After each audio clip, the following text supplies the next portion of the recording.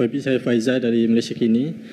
Susulan pemilihan U-Mobile, kita tengok ada beberapa kritikan daripada pihak-pihak tertentu. Adakah kementerian melihat perlu untuk review balik pemilihan ni setakat ni?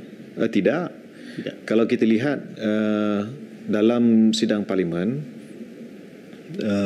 bila saya menjawab pada tempoh hari sewaktu sesi soal jawab menteri, saya dapati kebiasaannya ahli-ahli parlimen akan mengambil peluang untuk bertanya lanjut.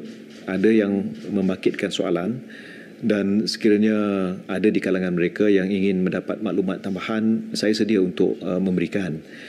Dalam konteks pemilihan MCMC, ia telah dilakukan secara bebas oleh pasukan teknikal dalam MCMC dan diputuskan secara sebulat suara oleh ahli-ahli Suruhanjaya.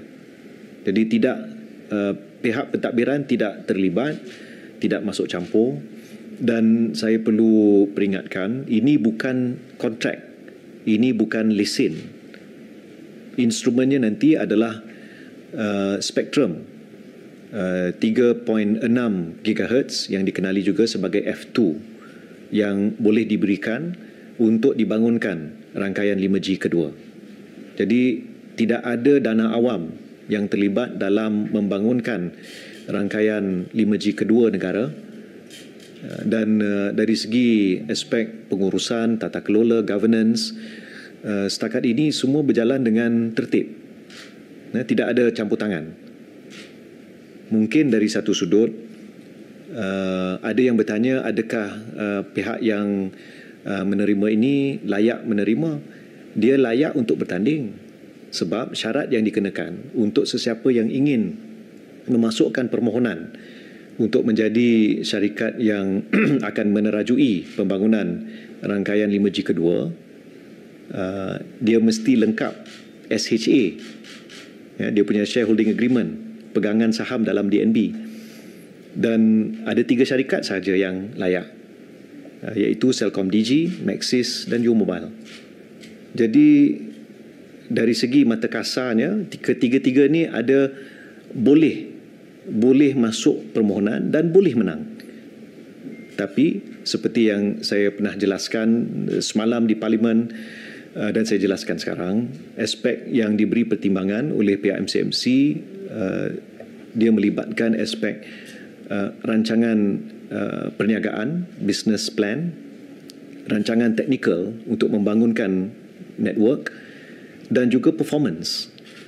Kerana pihak MCMC melihat ada kewajaran meneliti sama ada tahap kepuasan di kalangan pengguna sedia ada ataupun keupayaan syarikat tersebut untuk menyiapkan kerja-kerja, projek-projek yang telah diberikan oleh MCMC sebelum ini. Jadi kita lihat secara keseluruhan.